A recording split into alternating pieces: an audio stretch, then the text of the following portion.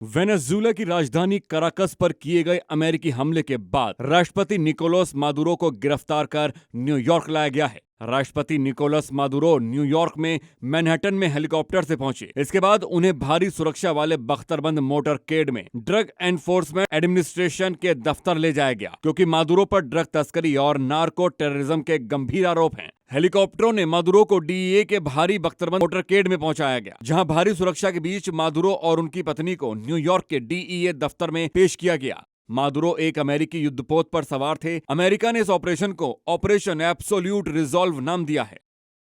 अमेरिकी राष्ट्रपति Donald Trump ने वेनेजुएला के राष्ट्रपति निकोलस मादुरो को लंबे समय से लोकतंत्र विरोधी और तानाशाह करार दिया है। ट्रंप और उनके सहयोगियों ने मादुरो को बार बार डिक्टेटर कहा। इसके पीछे आरोप लगाया जाता है कि 2024 के चुनाव में मादुरो ने धांधली की। इसके अलावा मादुरो को अपने राजनीतिक विरोधियों का दमन करने वाला बताया जाता है, यानी मादुरो ने अपनी सत्ता कायम रखने के लिए उन तमाम हथकंडों का इस्तेमाल किया जो एक तानाशाह को करना होता है। मादुरो पर एक गंभीर आरोप ड्रग तस्करी और भ्रष्टाचार का है, और ये आरोप लगाने वाले भी ट्रंप ही हैं। मार्च 2020 में अमेरिकी न्याय विभाग ने मादुरो और उनके कई सहयोगियों पर नार्को टेररिज्म साजिश, कोकेन आयात साजिश और हथियारों से संबंधित आरोप लगाए। मादुरो पर यह आरोप भी लगा कि उन्होंने वेनेजुएला की सेना से जुड़े कथित ड्रग कार्टेल का नेतृत्व किया और कोलंबियाई गुरिल्ला ग्रुप के साथ मिलकर अमेरिका में कई टन कोकेन भेजा। तस्वीरें अमेरिका के न्यूयॉर्क शहर से सामने आई हैं, जहां वेनेजुएला के राष्ट्रपति निकोलस मादुरो के विमान से उतरने के बाद कड़ी सुरक्षा में डीईए दफ्तर ले जाया गया। वहीं दूसरी तस्वीर में मादुरो कड़ी सुरक्षा में डीईए भवन में एंट्री करते नजर आ रहे हैं। डेल्टा फोर्स, सीआईए और डीईए अधिकारियों के बीच घिरे मादुरो के चेहरे पर उदासी से ज्यादा बेबसी और लाचारी साफ नजर आ रही है। आम कैदियों की तरह हथकड़ी में मादुरो की डीईए ऑफिस में एंट्री हुई। वीडियो में दिख रहा है कि मादुरो वहां मौजूद लोगों को गुड नाइट विश कर रहे हैं और नए साल की शुभकामनाएं भी दे रहे हैं। अमेरिका साल 2020 से ही निकोलस मादुरो के पीछे पड़ा है। साल 2020 में अमेरिका ने मादुरो के ऊपर $15 मिलियन यानी लगभग 135 करोड़ भारतीय रुपए से ज्यादा का इनाम घोषित कर दिया था। अमेरिका ने मादुरो पर ड्रग ट्रैफिकिंग का आरोप लगाया और बाद में जनवरी 2025 में उन पर रखे इनाम की राशि को बढ़ाकर $25 मिलियन यानी 225 करोड़ भारतीय रुपए से ज्यादा कर दिया। 2013 में निकोलस मादुरो वेनेजुएला के 53वें राष्ट्रपति बने और सत्ता संभाली। तभी से वो लगातार अमेरिका को चुनौती देते रहे हैं। मादुरो के ऊपर ह्यूमन राइट्स के उल्लंघन, चुनाव धांधली को अंजाम देने और नार्को टेररिज्म फैलाने के आरोप हैं। 2020 में अमेरिका ने पहली बार मादुरो पर ड्रग ट्रैफिकिंग का आरोप लगाया था और तभी से वो डोनाल्ड ट्रंप के टारगेट पर आ गए थे और 25 के अंत में वो ट्रंप के टारगेट नंबर 1 बन गए। अमेरिका साल 2020 से ही निकोलस मादुरो के पीछे पड़ा है।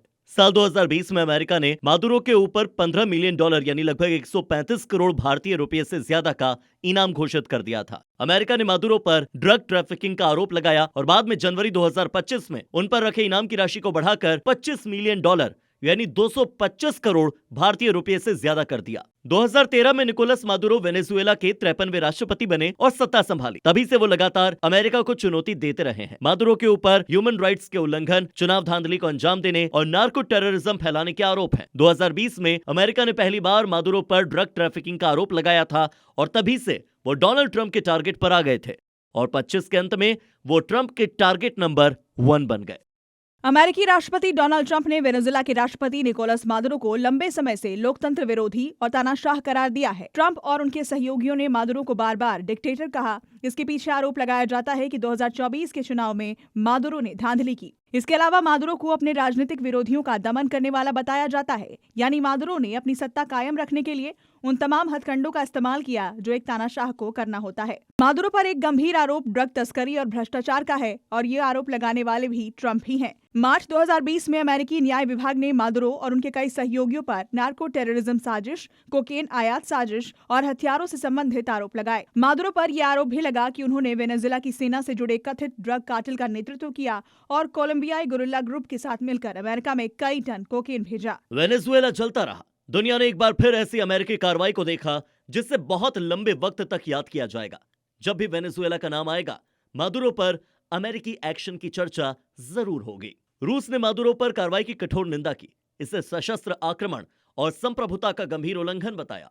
मादुरो की रिहाई की मांग की और यूएनएससी बैठक का समर्थन किया, लेकिन रूस ने कोई व्यावहारिक मदद नहीं की। ईरान ने भी मादुरो पर कार्रवाई को राष्ट्रीय संप्रभुता का स्पष्ट उल्लंघन बताया और यूएन से कार्रवाई की मांग की, लेकिन खुद ने कोई कदम नहीं उठाया। चीन ने भी वेनेजुएला पर अमेरिकी हमले को लेकर गहरा सदमा व्यक्त किया और अमेरिकी कार्रवाई को अंतर्राष्ट्रीय कानून का उल्लंघन कहा, लेकिन जलते हुए वेनेजुएला की कोई मदद चीन ने भी नहीं की। दरअसल निकोलस मादुरो को कई देशों ने अवैध माना हुआ है और इसीलिए खुलकर समर्थन मुश्किल था।